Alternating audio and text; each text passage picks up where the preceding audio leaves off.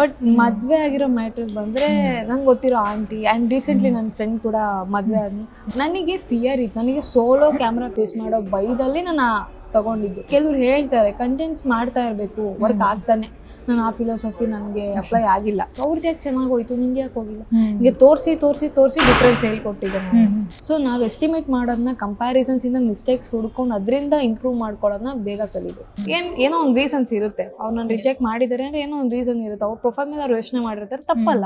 ಅಲ್ಲಿ ಸ್ಟೇಜಸ್ಸಿಂದ ಮಾಡ್ಕೊಂಡು ಬಂದಿರೋಂಗೆ ಕೆಲವೊಂದು ಬ್ರ್ಯಾಂಡ್ ನಮ್ಗೆ ತಲೆಯಲ್ಲೇ ಇಲ್ಲ ಏನು ಮಾಡಿದೀನಿ ಅನ್ನೋದು. ಬಟ್ ನಾನೇನು ತಪ್ಪು ಮಾಡಿಲ್ಲ ಅನ್ನೋದು ಗೊತ್ತು. ಯಾವುದೋ ಬೇಡದೇ ಇರೋ ಒಂದು ಪ್ರಾಡಕ್ಟ್ನ ನಾನು ಪ್ರಮೋಟ್ ಮಾಡಿಲ್ಲ ಅನ್ನೋದೊಂದು ಗೊತ್ತಿದೆ. ಅರ್ಲಿ ಸ್ಟೇಜಸ್ಸಲ್ಲೂ ನಾನು ಮಿಸ್ಟೇಕ್ಸ್ ಮಾಡಿದ್ದೀನಿ ಗೊತ್ತಿಲ್ಲದೆ. ಆ್ಯಂಡ್ ಅದೇ ಕಾಂಟೆಂಟ್ ಕ್ರಿಯೇಷನ್ ಶುರು ಮಾಡಿದಾಗ ಈ ಥರ ಕೊಲಾಬ್ರೇಷನ್ಸ್ ಎಲ್ಲ ಮಾಡಬೇಕು ಅನ್ನೋದು ಫಸ್ಟ್ ತಲೆಯಲ್ಲಿ ಇರಲ್ಲ. ಬಟ್ ಅದು ಹೋಗ್ತಾ ಬೆಳೀತಾ ಅಂಥ ದೊಡ್ಡ ಬ್ರ್ಯಾಂಡ್ಸ್ ಜೊತೆ ಎಲ್ಲ ಕೊಲಾಬ್ರೇಟ್ ಮಾಡೋದು ಐ ಗೆಸ್ ಇನ್ನೂ ಮೋಟಿವೇಟ್ ಮಾಡುತ್ತೆ ಡೆಫಿನೆಟ್ಲಿ ಟು ಪುಷ್. ಆ್ಯಂಡ್ ಇವಾಗ ಇನ್ನೊಂದು ಟ್ರೆಂಡ್ ಏನಂದರೆ ಕಾಂಟೆಂಟ್ ಕ್ರಿಯೇಷನ್ ಎಲ್ಲ ಪ್ಲ್ಯಾಟ್ಫಾರ್ಮ್ಸ್ ಮೇಲೂ ತುಂಬ ವರ್ಕೌಟ್ ಆಗುತ್ತೆ. ಆ್ಯಂಡ್ ಅನದರ್ ಬಿಗ್ ಪ್ಲ್ಯಾಟ್ಫಾರ್ಮ್ ಅಂತಂದರೆ ಯೂಟ್ಯೂಬು. ಸೊ ನೀವು ಯೂಟ್ಯೂಬ್ ಚಾನಲ್ ಶುರು ಮಾಡಬೇಕು ಅಥವಾ ಇದ್ದರೆ ಅದನ್ನು ಹೇಗೆ ಮುಂದೆ ಅಲ್ಲಿ ಯಾವ ರೀತಿ ಕಾಂಟೆಂಟ್ ಕೊಡಬೇಕು, ಬಿಕಾಸ್ ಅಲ್ಲೆಲ್ಲ ಲಾಂಗ್ ಫಾರ್ಮ್ಯಾಟ್ ಕಾಂಟೆಂಟ್. ರೀಲ್ಸ್ ಆದರೆ 30 seconds 1 minute ಆ ಥರ. ಯೂಟ್ಯೂಬಲ್ಲಾದರೆ ಲಾಂಗ್ ಫಾರ್ಮ್ಯಾಟ್ ಕಂಟೆಂಟ್ ಕೊಡೋ ಪ್ಲ್ಯಾನ್ ಏನಾದ್ರು ಇದೆಯಾ, ಹೇಗೆ? ಹೌದು, ನಾನು ಹೇಳಿದ್ನಲ್ಲ 1 ವರ್ಷ ಬ್ರೇಕ್ ಅಂತ. ಇದೇ ಕಾರಣಕ್ಕೆ ಆ್ಯಕ್ಚುಲಿ ನಾನು ತೊಗೊಂಡಿರೋದು. ಸ್ಟಾರ್ಟ್ ಮಾಡ್ಬೇಕು ಅಂದ್ಕೊಂಡಿದ್ದೀನಿ. ನಾನು ಇದನ್ನ ಮುಂಚೆನೇ I am too late to enter YouTube. ನಾನು ಇನ್ನೇನು ಫೆಬ್ರವರಿ ಬಂದರೆ ನಾನು 2 years ಆಯಿತು ನನ್ನ ಕಂಟೆಂಟ್ ಕ್ರಿಯೇಷನ್ ಜರ್ನಿ ಸ್ಟಾರ್ಟ್ ಆಗಿ. ಬಟ್ ಸ್ಟಿಲ್ ನಾನು ಯಾಕೆ ಯೂಟ್ಯೂಬ್ ಮಾಡಿಲ್ಲ ಅಂದರೆ ನಾನು ಹೇಳ್ದಂಗೆ ನಾನು ಡಿಗ್ರಿ ಟೈಮಲ್ಲಿ ನಾನು ರೀಲ್ಸ್ ಎಲ್ಲ ಸ್ಟಾರ್ಟ್ ಮಾಡಿ ಸೆಕೆಂಡ್ ಇಯರಲ್ಲಿ ಇದ್ದಾಗ. ಆ್ಯಂಡ್ ನಾನು ಡೇ ಟೈಮ್ ವರ್ಕ್ ಮಾಡ್ತಿದ್ದೆ. ಡೇ ಟೈಮ್ ಕನ್ಸ್ಯೂಮರ್ ಕೋರ್ಟಲ್ಲಿ ಸ್ಟೆನೋಗ್ರಾಫರ್ ಆಗಿ ವರ್ಕ್ ಮಾಡ್ತಿದ್ದೆ. ಈವ್ನಿಂಗ್ ಕಾಲೇಜ್ಗೆ ಹೋಗಿ ಹೆಂಗೋ ಡಿಗ್ರಿ ಮುಗಿಸ್ಕೊಂಡು ಎಲ್ಲೂ ವೀಕ್ ಒಂದು ದಿನ ಭಾನುವಾರ ಕೂತ್ಕೊಂಡು ಇಡೀ ವಾರಕ್ಕಾಗೋ ಪೋಸ್ಟಿಂಗ್ ಒಂದೇ ದಿನ ಶೂಟ್ ಮಾಡ್ತಿದ್ದೆ. ಸೊ ನನಗೆ ಎಲ್ಲೂ ಟೈಮ್ ಸಿಗಲಿಲ್ಲ ಮಾಡೋದಕ್ಕೆ. ಸೊ ಈಗಷ್ಟೇ ಡಿಗ್ರಿ ಮುಗಿಸಿದ್ದೀನಿ. ಸೊ ಇದ್ರ ಮೇಲೆ ಫೋಕಸ್ಡಾಗಿ ಕೆಲಸ ಮಾಡಬೇಕು ಅಂತಲೇ ನಾನು MBA ಕೂಡ ಜಾಯಿನ್ ಆಗದೆ ಒಂದು ಬ್ರೇಕ್ ತೊಗೊಂಡು 1 year ಮನೇಲೆಲ್ಲ ಪರ್ಮಿಷನ್ ಕೇಳಿ ಒಪ್ಪಿಸಿ ಅವರು ಒಪ್ಪಿದ್ದಾರೆ. ಅವರೇನು ಅಂದರೆ ಸ್ವಲ್ಪ ಯೋಚನೆ ಮಾಡಿದ್ರು ನಾನು ಜಾಯ್ನ್ ಆಗಲ್ಲ ಅಂದಿದ್ದಕ್ಕೆ. ನೀನೇ ಅಲ್ವಾ ಹೇಳಿದ್ದು ಆ್ಯಕ್ಚುಲಿ MBA ಮಾಡ್ತೀನಿ ಅಂತ. ಈಗ ಯಾಕೆ ಬ್ರೇಕ್ ಇಲ್ಲ ಮಾಡ್ತೀನಿ, ಬಟ್ ನನಗೆ ಈ ಒಂದು ಕೆಲಸದ 1 ವರ್ಷ ಇದಕ್ಕೆ ಅಂತ ಕೆಲಸ ಮಾಡ್ತೀನಿ. ಮ್ಯಾನೇಜ್ ಮಾಡೋ ರೀತಿ ನಾನು ಇದನ್ನು ಬಿಲ್ಡ್ ಮಾಡ್ಕೊಬೇಕು. ಸೊ ನಾನು ಆಮೇಲೆ ಮ್ಯಾನೇಜ್ ಮಾಡ್ಬೋದು ಓದ್ಕೊಳ್ಳೋದ್ರ ಜೊತೆಗೆ. ಸೊ ಓದ್ಕೊಂಡೇ ಮಾಡ್ತೀನಿ ಅಂದರೆ ಅದನ್ನ 2 ವರ್ಷ ಬೇಕು ನಾನು ಬಿಲ್ಡ್ ಮಾಡೋಕ್ಕೆ. ಸೊ 1 ವರ್ಷ ಸಿನ್ಸಿಯರ್ ಆಗಿದ್ರ ಮೇಲೆ ಕೆಲಸ ಮಾಡ್ತೀನಿ. ಇದನ್ನು ಮ್ಯಾನೇಜ್ ಮಾಡೋ ಥರ ನಾನು ಅದನ್ನೇನು ತೊಗೊಂಡು ಹೋದ್ಮೇಲೆ ನಾನು ಜಾಯ್ನ್ ಆಗ್ತೀನಿ ಅಂತ ಹೇಳಿ ಆಯಿತು ಅಂತ ಒಪ್ಕೊಂಡಿದ್ದಾರೆ. ಸೊ ಯೂಟ್ಯೂಬ್ ಮಾಡೋದಾದರೆ ವ್ಲಾಗ್ಸ್ ಜೊತೆಗೆ ನನಗೆ ಬೇರೆ ಒಂದು ಇನ್ಫಾರ್ಮೇಟಿವ್ ವಿಡಿಯೋ ಮಾಡಬೇಕು ಅನ್ನೋದು ಐಡಿಯಾಸ್ ಇದೆ. ಅಂದರೆ ಬೇಸಿಕ್ ಇನ್ಫಾರ್ಮೇಷನ್. ಈಗ ನಾವು ಒಂದು ಟಾಪಿಕ್ ತೊಗೊತೀವಿ, ಮೆಚುರಿಟಿ, ಕಾನ್ಫಿಡೆನ್ಸ್. ಆ್ಯಂಡ್ ನಮ್ಮನೆ ಒಳಗೆ ಸಾಕಷ್ಟು ವಿಚಾರಗಳಿರುತ್ತೆ. ನಮ್ಗೆ ಯಾಕೆ ನನಗಿವತ್ತು ಕಾನ್ಫಿಡೆನ್ಸ್ ಇಲ್ಲ ಕೆಲವೊಂದು ವಿಚಾರಕ್ಕೆ. ಯಾಕಿಲ್ಲ? ಅಬ್ಸ್ಟೆಕಲ್ಸ್ ಏನಿದೆ, ನಾನು ಅದಕ್ಕೆ ಕಾನ್ಫಿಡೆನ್ಸ್ ಇಲ್ಲದೆ ಅದನ್ನ ಯಾರು ಅಷ್ಟು ಥಿಂಕ್ ಮಾಡಿದ್ರು ಅದನ್ನ ತೊಗೊಳಕ್ಕೆ ಹೋಗಲ್ಲ. ಅಟ್ ದ ಎಂಡ್ ಅದು ಫ್ಯಾಮಿಲಿ ಅಂತ ಬರುತ್ತೆ. ಸೊ ಅದನ್ನ ಅಂಡರ್ಲೈನ್ ಮಾಡೋಕ್ಕೆ ಹೋಗಲ್ಲ. ಫ್ಯಾಮಿಲಿ ಅಲ್ವಾ ಬಿಡು ಸೊ ಅದನ್ನ ಪೋಕ್ ಮಾಡಿ ಅದ್ರ ಮೇಲೆ ಯಾಕೆ ಇದಾಗಲ್ಲ, ಹೀಗೆ ಯಾಕೆ ಆಗುತ್ತೆ, ಹೀಗೆ ಯಾಕೆ ಆಗಲ್ಲ, ಅದರಿಂದ ಒಂದು ವೇಳೆ ನಾವು ಅದನ್ನ ಡಿಸಿಷನ್ ತೊಗೊಂಡು ಮುಂದುವರೆದ್ರೆ ಏನೇನು ಬೆನಿಫಿಟ್ಸ್ ಇದೆ, ಮಾಡಿಲ್ಲ ಅಂದರೆ ನಮ್ಗಾಗೋ ಲಾಸಸ್ ಏನು. As a women and family matters ಅಲ್ಲದೆ ಬೇರೆ ವಿಚಾರಗಳ ಬಗ್ಗೆ ಇನ್ಫಾರ್ಮೇಟಿವ್ ವಿಡಿಯೋ, ಬ್ಲಾಗ್ಸ್ ಜೊತೆಗೆ ಇನ್ಫಾರ್ಮೇಟಿವ್ ವಿಡಿಯೋ ಕೂಡ ಮಾಡಬೇಕು ಅನ್ನೋ ಐಡಿಯಾಸ್. Very nice. ಅಂದರೆ ಈಗ ಅದೇ ನೀವು ಹೇಳ್ದಂಗೆನೆ ತುಂಬ ಜನ ಕಂಟೆಸ್ಟೆಂಟ್ಸ್ ಇದ್ದಾರೆ ಹತ್ರ. ಯೂಟ್ಯೂಬ್ ಅಂತ ಬಂದರೆ ಇವ್ರ ಹತ್ರ ಚಾನಲ್ ಇಲ್ಲ ಅಂತ ಅನ್ನೋ ಹಾಗಿಲ್ಲ, ಆ ಥರ ಇರುತ್ತೆ.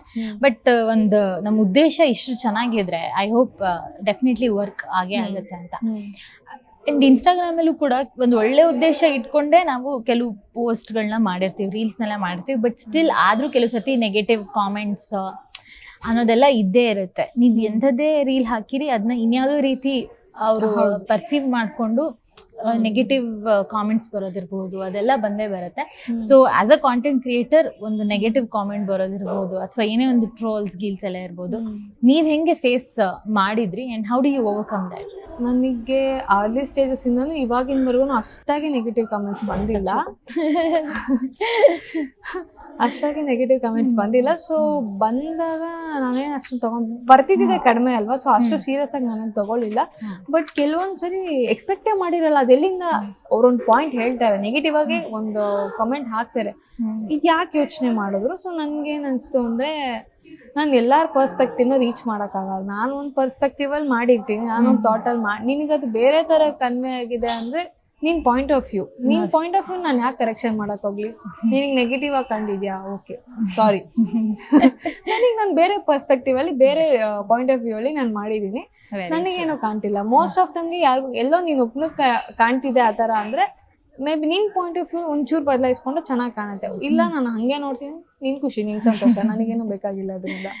ನಾನ್ ಚೆನ್ನಾಗೇ ಮಾಡ್ತಾ ಇದೀನಿ, ನಾನು ಒಳ್ಳೆ ಪಾಯಿಂಟ್ ಆಫ್ ವ್ಯೂ ಇಂದಾನೆ ಇಟ್ಕೊಂಡು ಮಾಡ್ತಾ ಇದೀನಿ, ನಂಗೇನು ತಪ್ಪು ಕಾಣಿಸ್ತಿಲ್ಲ. ತಪ್ಪು ಕಾಣಿಸಿದ್ರೆ ನಾನು ತಿದ್ದಕ್ ಫಸ್ಟ್ ಆಫ್ ಆಲ್ ನನ್ನ ಮನೆಯವ್ರು ಇದಾರೆ, ಎಲ್ಲ ವೆಪನ್ಸ್ ಎಲ್ಲ ಇರ್ತಾರೆ. ನಾನು ತಪ್ಪು ಮಾಡಿದ್ರೆ ನಿಮ್ಮ ಅಣ್ಣನೇ ಕಾಯ್ತಾ ಇರ್ತಾರೆ ಫಸ್ಟ್ ಆಫ್ ಆಲ್. ಲಿಟ್ರಲಿ ಅವ್ನು ನನಗೆ ಹೊಡೆದೇ ಬಿಡ್ತಾನೆ ತಪ್ಪು ಮಾಡಿದ್ರೆ. ನೀಟಾಗಿ ಮಾಡೋ ಕೆಲ್ಸನ ಅಚ್ಚುಕಟ್ಟಾಗಿ ಮಾಡ್ಬೇಕು, ಇಲ್ಲಾಂದ್ರೆ ನೀನ್ ಮಾಡ್ಬೇಡ. ಅವ್ನು ಒಂದೇ ಮಾತು, ಈಗ ನೀನ್ ಈವಾಗ್ಲೂ ನನ್ನೇನು ಅವ್ನು ಅಪ್ರಿಶಿಯೇಟ್ ಮಾಡಲ್ಲ, ಬಟ್ ಡಿಮೋಟಿವೇಟ್ ಮಾಡಲ್ಲ, ಅಪ್ರಿಶಿಯೇಟ್ ಮಾಡಲ್ಲ. ನೀನು ಅಪ್ರಿಶಿಯೇಟ್ ಮಾಡೋ ಮಟ್ಟಿಗೆ ಇನ್ನೂ ಏನು ಮಾಡಿಲ್ಲ, ಮಾಡಬೇಕು. ನೀನು ಏನಂದ್ರೆ ಏನು, ಇವಾಗೂ ಅದೇ ಹೇಳ್ತಾನೆ, ನನಗೆ ಈಗೋ ಹರ್ಟ್ ಆಗುತ್ತೆ. ಅವ್ನು ಟ್ರಿಗರ್ ಮಾಡೋದು ನಾನು ಈಗೋ ಹರ್ಟ್ ಆಗಾದ್ರೆ ನನಗೆ ಒಳ್ಳೇದು, ನನಗೆ ಈಗೋ ಹರ್ಟ್ ಆದ್ರೆ ನಾನು ಸ್ವಲ್ಪ ಚೆನ್ನಾಗಿ ರೆಬಲ್ ಆಗೋದು. Very true.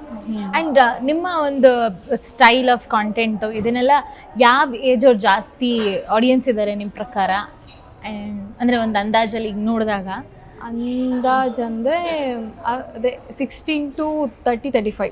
ಸೊ ಒಂದು ಗುಡ್ ಬೆಲ್ಟ್ ಆಫ್ ಆಡಿಯನ್ಸ್ ಇದ್ದಾರೆ ನಿಮಗೆ. ಆ್ಯಂಡ್ ಈ ಆಡಿಯನ್ಸ್ ಯಾವ ರೀತಿ ಕಾಂಟೆಂಟ್ ಇಷ್ಟಪಡ್ತಾರೆ? ಅಂದರೆ ನೀವು ಬೇರೆ ಕ್ಯಾರೆಕ್ಟರ್ಸಲ್ಲೆಲ್ಲ ಹಾಕಿ ಮಾಡೋದ, ಅಥವಾ ನೀವು ವೇದ ಹಾಗೆ ಮಾಡೋ ವಿಡಿಯೋಸ್ ಜಾಸ್ತಿ ಇಷ್ಟಪಡ್ತಾರ? ವೇದ ಹಾಗೆ ಮಾಡ್ತಾ ಇರೋದು ತುಂಬ ಕಡಿಮೆ. ನಾನು ಜಾಸ್ತಿ ಅಮ್ಮ ಜೊತೆ ಮಾಡಿರೋದ್ರಿಂದ ಎಷ್ಟೋ ಜನ ಪೇರೆಂಟ್ಸ್ ನನ್ಗೀಗ ಯಾರೊಬ್ರು ರೆಕಗ್ನೈಸ್ ಮಾಡ್ತಾರೆ ಅಂದ್ರೆ, ಅಂಕಲ್ ಆಂಟಿ ಯಾರೊಬ್ರು ರೆಕಗ್ನೈಸ್ ಮಾಡಿ ಒಂದ್ಸರಿ ನಮ್ಮತ್ತೆ ಒಂದು ಆಟೋಲ್ಲಿ ಎಲ್ಲೋ ಹೋಗಿದ್ರಂತೆ, ಅವ್ರು ನನಗೆ ಚಾಕ್ಲೇಟ್ ಕಳ್ಸಿದ್ರು. ನನಗೆ ಸಿಕ್ಕಾಪಟ್ಟೆ ಖುಷಿಯಾಗಿ, ನಾನು ಎಕ್ಸ್ಪೆಕ್ಟೇ ಮಾಡಿರ್ಲಿಲ್ಲ. ಈಗ ಸ್ವಲ್ಪ ನನಗೆ ಜಾಸ್ತಿ ಆಯ್ತು, ಆದ್ರೂ ಏನೋ ಕೊಟ್ಟಿದ್ದೀರಲ್ಲ, ಇಟ್ಸ್ ವೆರಿ ಮೆಮೊರೇಬಲ್. ಅಂದ್ರೆ ನನಗೆ ದೊಡ್ಡವ್ರು ಜಾಸ್ತಿ ರೆಕಗ್ನೈಸ್ ಮಾಡೋದ್ರಿಂದ ಅವ್ರಿಗೆ ಇಷ್ಟ ಆಗ್ತಿದೆ. ದೊಡ್ಡವ್ರಿಗೆ ಇಷ್ಟ ಆಗ್ತಿದೆ ಅಂದ್ರೆ ನಾನು ಫ್ಯಾಮಿಲಿ ಎಂಟರ್ಟೈನಿಂಗ್ ಫೋಕಸ್ ಆಗಿದ್ದೀನಿ. ನಾನು ಮಾಡ್ತಿರೋದು ಎಲ್ರಿಗೂ ಮುಟ್ಟುತ್ತೆ. ಅವ್ರಿಗೆ ಏನೋ ಇಷ್ಟ ಆಗ್ತಿದೆ, ಏನೋ ವಲ್ಗರಾಗಿ ಕಾಣಿಲ್ಲ ಅಂದ್ರೆ ಇನ್ಯಾರಿಗೂ ಕಾಣಲ್ಲ.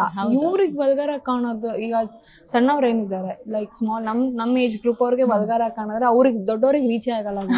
ಹೌದು, ನನ್ನ ವಿಡಿಯೋ ಡೈರೆಕ್ಟ್ ಆಗಿ ದೊಡ್ಡವ್ರಿಗೆ ಅಂಡ್ ಅವ್ರಿಗೆಲ್ಲ ರೀಚ್ ಆಗ್ತದೆ. ಫ್ಯಾಮಿಲಿ ಮೆಂಬರ್ಸ್ಗೆ, ಎಲ್ಲ ಫ್ಯಾಮಿಲಿ ಮೆಂಬರ್ಸ್, ಮಕ್ಳಿನ ಸಣ್ಣ ಮಕ್ಳಿಗೂ ಅವ್ರಿಗೆ ಇಷ್ಟ ಆಗ್ತಿದೆ ಅಂದ್ರೆ ನನಗೆ ನಾನೇನು ತಪ್ಪು ಮಾಡ್ತಿಲ್ಲ, ನಾನು ಕರೆಕ್ಟಾಗಿ ಮಾಡ್ತಾ ಇದ್ದೀನಿ. ನನ್ನ ಕಾನ್ಸೆಪ್ಟ್ ಅಂತ ಏನಾದರೂ ಒಂದು ಮಾಡಬೇಕಾದ್ರೆ ಕೆಲವೊಂದು ಸರಿ ಅದು ಬೇರೆಯವ್ರಿಗೆ ಹರ್ಟ್ ಆಗೋ ಥರ ಮಾಡ್ಬಿಟ್ಟು, ನನಗೆ ಯಾವುದೋ ಒಂದು ಅಬ್ಸರ್ವೇಷನ್ ಮೇಲೆ ಯಾರ್ದೋ ಒಬ್ರನ್ನ ರೆಪ್ರೆಸೆಂಟ್ ಮಾಡ್ತಾ ಇದೀನಿ ಅಂದ್ರೆ ಅವ್ರಿಗೆ ಹರ್ಟ್ ಆಗೋ ಮಾಡ್ಬೋದು. ಸೊ ಅದೊಂದು ತಲೆ ಯಾರಿಗೂ ನಾನು ಮಾಡೋದು ಹರ್ಟ್ ಆಗ್ತಿಲ್ಲ ಅಂದ್ರೆ ನಾನು ಕರೆಕ್ಟಾಗಿ ಮಾಡ್ತಾ ಇದ್ದೀನಿ ಅನ್ನೋದೊಂದು ನಂಬಿಕೆ ಇದೆ. ಅಂಡ್ ಈ ಒಗ್ಗರಣೆ ಹಾಕೋ ರೀಲ್ಸ್ ಒಂದು ಪೋಷನ್ ಇದೆ ನಿಮ್ದು, ಅದ್ ಜನ ತುಂಬಾ ಇಷ್ಟಪಡ್ತಾರೆ. ಇದ್ರ ಹಿಂದಿನ ಕಾರಣ ಏನ್ ಒಗ್ಗರಣೆ ಹಾಕೋದು ಏನೋ ನಿಮಗ್ ಬರುತ್ತಾ, ಬರಲ್ವಾ? ಬರುತ್ತೆ, ಬಟ್ ನಾನು ಸೋಂಬೇರಿ ಅಡುಗೆ ಮಾಡೋದ್ರಲ್ಲಿ. ನನಗೆ ಅಡುಗೆ ಮಾಡೋದಕ್ಕೆ ಬರುತ್ತೆ, ನನಗೆ ಕಲಿಯೋದಕ್ಕೆ ಏನು ಪ್ರಾಬ್ಲಮ್ ಇಲ್ಲ. ನನಗೆ ನೋಡಿರ್ಬೇಕು ಅಷ್ಟು ಇಷ್ಟ ಇಲ್ಲ ನನ್ಗೆ ಅಡುಗೆ. ಮನೇಲಿ ಎಲ್ಲ ಕೆಲಸ ಮಾಡ್ತೀನಿ, ನನ್ಗೆ ಅಡುಗೆ ಮಾಡೋಂದ್ರೆ ನಾನು ಮಾಡಿದ್ದು ನನಗೆ ತಿನ್ನೋಕೆ ಇಷ್ಟ ಆಗಲ್ಲ, ಅದಕ್ಕೆ ನಂಗೆ ಅಡುಗೆ ಮಾಡೋದು ಇಷ್ಟ ಇಲ್ಲ. ನಂಗೆ ಏನು ಬೇಕಾದ್ರೆ ಎಷ್ಟಾದ್ರು ಬಟ್ಟೆ ತೊಗೊಬಾ, ನಾನು ಬಟ್ಟೆ ಹೋಗಿ ನಿಂಗೆ ಎಲ್ಲ ಹೆಲ್ಪ್ ಮಾಡ್ತೀನಿ, ಏನೇನು ಮಾಡ್ಬೇಕೆಲ್ಲ ಹೇಳು, ದಯವಿಟ್ಟು ಅಡುಗೆ ಮಾಡು, ನೀನೇ ಅಡುಗೆ ಮಾಡು. ನಾನು ಮಾಡೋದು ಇಷ್ಟ ಆಗಲ್ಲ. ನನಗೆ ಎಲ್ಲರೂ ಚೆನ್ನಾಗಿದೆ ಅಂತ ತಿಂತಾರೆ. ನನಗೆ ಅಲ್ಲ, ವಾಟ್ ಇಫ್ ನಿಮ್ಮ ಆಡಿಯನ್ಸ್ ನೀವು ಅಡುಗೆ ಮಾಡೋ ರೀಲ್ಸ್ ಹಾಕಿ ನಮ್ಗೆ ಇಷ್ಟ ಆಗುತ್ತೆ ಅಂದ್ರೆ ನೀವು ಅದನ್ನ ಕಲ್ತು ಸೀರಿಯಸ್ ಆಗಿ ನೀವು ಇಷ್ಟಪಡ್ತಿದ್ದಾರೆ ಅಂದ್ರೆ ಮಾಡ್ಬೇಕಾವಾಗ ಸೀರಿಯಸ್ ಆಗಿ ತಗೊಂಡು ಕಲ್ತ್ ಮಾಡ್ಬೇಕು. ಏನೇನೋ ಮಾಡಕ್ಕೆ ಮೊದ್ಲೇ ಅಡುಗೆ ಬರಲ್ಲ, ನನಗೆ ಇಷ್ಟ ಇಲ್ಲ ಅಂತ ಬೇರೆ ಹೇಳ್ತಾ ಇದೀನಿ ಕುಕ್ಕಿಂಗು. ಸರಿ ಬಿಡಾಕ, ಹೇಳಿಸ್ಕೊಳ್ಳಿ ಆಡಿಯನ್ಸ್, ಸರಿ ಬಿಡಾಕ, ನೀನೇನೋ ನಿನ್ ಗೊತ್ತಿಲ್ಲ ಅಂದಂಗೆ ಮಾಡ್ತಿದ್ಯಾ ನೀನ್ ಅಡುಗೆನ ಅಂತ ಹೇಳ್ಬೇಕು. ಕಲ್ತ್ ಮಾಡ್ಬೇಕು ಅವಾಗ ಅವ್ರು ಕೇಳಿದ್ರು. ಹೌದು. ಅಂಡ್ ಇನ್ನೊಂದೇನಂದ್ರೆ ನಿಮ್ ಒನ್ ಆಫ್ ದ ಮೇನ್ ಜಾನರೇ ಕಾಮಿಡಿ, ನಗ್ಸೋ ವೃತ್ತಿನೇ ನೀವೆಲ್ಲ ವಿಷಯನ ತಲುಪಿಸೋದೊಂದಿದೆ. ಬಟ್ ಈ ಕಾಮಿಡಿ ಅನ್ನೋದು one of the difficult genre. ಹಂಗೆ ನೋಡಕ್ ಹೋದ್ರೆ ನಗ್ಸೋದಷ್ಟು ಈಸಿ ಅಲ್ಲ. ಆ್ಯಂಡ್ ನಾವು ನಗಬಾರ್ದು, ನಮ್ಮ ಸೆನ್ಸ್ ಆಫ್ ಹ್ಯೂಮರ್ ತುಂಬ ಚೆನ್ನಾಗಿರ್ಬೇಕು. ಆ್ಯಂಡ್ ಪಂಚ್ ಲೈನ್ ಇರ್ಬೋದು ಅಥವಾ ಟೈಮಿಂಗು, ಅವಾಗ ನಗು ಬರುತ್ತೆ ಅಂತ ಇರುತ್ತೆ. ಸೊ ಇದ್ರ ಮೇಲೆಲ್ಲ ಹೆಂಗೆ ಕೆಲಸ ಮಾಡ್ತಿದ್ವಿ, ಅಥವಾ ಮುಂಚಿಂದನೇ ಈ ಸೆನ್ಸ್ ಆಫ್ ಹ್ಯೂಮರ್ ಎಲ್ಲ ಇತ್ತ? ಸೆನ್ಸ್ ಆಫ್ ಹ್ಯೂಮರ್ ಇತ್ತು, ಬಟ್ ಅದನ್ನೆಲ್ಲ ನನ್ನ ಫ್ರೆಂಡ್ಸ್ ಮಾತ್ರ ಗೊತ್ತಿರ್ತಿತ್ತು, ಅದನ್ನ ಯಾರಿಗೂ ಗೊತ್ತಿರ್ತಿರ್ಲಿಲ್ಲ. ಅದು ಫ್ರೆಂಡ್ಸ್ಗೆಲ್ಲ ಚೆನ್ನಾಗಿ ಗೊತ್ತು, ಅವ್ರ ಎಂಟರ್ಟೈನ್ಮೆಂಟ್ಗೆ ನನ್ನ ಮಧ್ಯ ಕುಣಿಸ್ಕೊಂಬೋದು. ಸೆನ್ಸ್ ಆಫ್ ಹ್ಯೂಮರ್ ಇತ್ತು, ಬಟ್ ಜಾಸ್ತಿ ನಾನು ತುಂಬ ಮಾತಾಡ್ತೀನಿ, ಐ ಆಮ್ ವೆರಿ ಟಾಕೆಟಿವ್. ಆದರೆ ನಾನು ಕಾಲೇಜ್ ಡೇಸಿಗೆ ಬಂದಮೇಲೆ ಸೈಲೆಂಟ್ ಆಗೋದು ಫುಲ್ಲು. ಏನಿಲ್ಲ, ನನಗೆ ಫ್ರೆಂಡ್ಸ್ಗಳು ಸವಾಸ ಅಷ್ಟಾಗಿ ಸರಿಯಾಗಿ ಆಗಲಿಲ್ಲ. ನನಗೆ ಏನು ನನ್ನಲ್ಲೇ ಏನೋ ನೆಗೆಟಿವ್, ನನ್ನ ಸುತ್ತ ಏನೋ ನೆಗೆಟಿವ್ ಆಗ್ತಿದೆ ಅಂದರೆ ನಾನು ಕಟ್ ಮಾಡಬೇಕು ಅನ್ನೋದು. ನಾನು ಎಕ್ಸ್ಪ್ಲೋರ್ ಮಾಡ್ಕೊಂಡು ಹೋಗ್ಲಿ ಬಿಡು, ಗೊತ್ತಿರೋರೇ ಅಲ್ವಾ, ಅದನ್ನು ನಾನು ಮಾಡಲ್ಲಪ್ಪ. ನನ್ನ ಫ್ರೆಂಡೇ ಆಗಲಿ ಯಾಕೋ ಸರಿ ಹೋಗ್ತಿಲ್ಲ ಈ ಟ್ರ್ಯಾಕು ಅಂದರೆ ನಾನೇ ಸೈಲೆಂಟಾಗಿ ಹೋಗ್ತೀನಿ. ಸೊ ನನಗೆ ನನ್ನ ಡಿಪ್ಲೊಮಾ ಮಾಡಿದಾಗ ಯಾರೂ ಒಂದೊಳ್ಳೆ ಫ್ರೆಂಡ್ಶಿಪ್ಪು ಸಿಕ್ಕಿಲ್ಲ ನನಗೆ. ಎಲ್ಲ ವಸ್ತು ಚೆನ್ನಾಗಿದ್ರು, ಬಟ್ ಹೋಗ್ತಾ ಹೋಗ್ತಾ ಹೋಗ್ತಾ ಅವ್ರು ಹೋಗ್ತಾ ಇದ್ದ ಟ್ರ್ಯಾಕು, ನಾನು ಹೋಗ್ತಾ ಇದ್ದ ಟ್ರ್ಯಾಕು ಇಷ್ಟ ಆಗ್ತಾ ಇರಲಿಲ್ಲ ನನಗೆ. ಸೊ ನಾನೇ ಕಟ್ಟಾದೆ. ನಾನು ಅವ್ರನ್ನೇನು ದೂರ ಅಲ್ಲ, ನಾನೇ ಅವ್ರನ್ನ ಎಲ್ಲರನ್ನೂ ಮಾತಾಡ್ಸೋದು ಬಿಟ್ಟು 1.5 ವರ್ಷ 2 ವರ್ಷ ನನ್ನ ಕಾಲೇಜಲ್ಲಿ ಯಾರ ಹತ್ರನೂ ಮಾತಾಡ್ತಾ ಇಲ್ಲ. ಓದು ಬಾ ಅಷ್ಟೇ. ಸೊ ಆ ಥರ ಇದೆ. ಸ್ಕೂಲ್ ಟೈಮಲ್ಲಿ ಎಲ್ಲ ನನ್ನ ಫ್ರೆಂಡ್ಸ್ ಎಲ್ಲ ಚೆನ್ನಾಗಿ ಯೂಸ್ ಮಾಡ್ಕೊಂಬಿಟ್ರು. ಅಂದರೆ ಫ್ರೆಂಡ್ಶಿಪ್ ಅಂತ ನನಗೆ ಅದೊಂದು ಬೇಜಾರಿದೆ, ನನಗೆಲ್ಲೂ ಒಳ್ಳೆ ಫ್ರೆಂಡ್ಶಿಪ್ ಸಿಕ್ಕಿಲ್ಲ.